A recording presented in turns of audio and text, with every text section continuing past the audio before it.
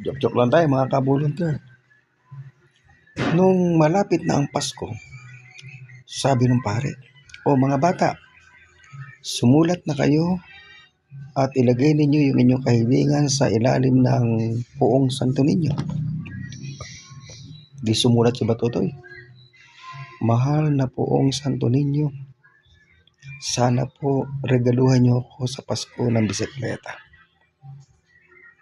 Makatapos ang Pasko, hindi dumating yung bisikleta.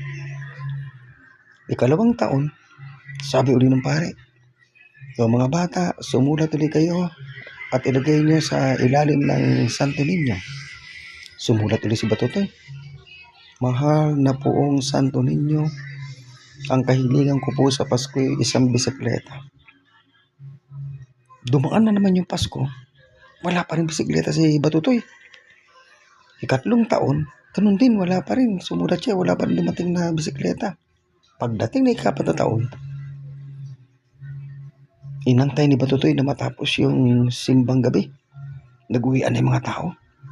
Lumapit ngayon siya doon sa isang maliit na puon, si San Jose. Kinuha niya ito at nilagay niya doon sa kanyang bag at sumulat siya.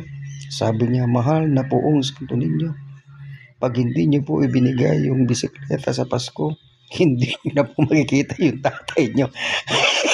Kidnap for ransom. Joke lang po, joke lang.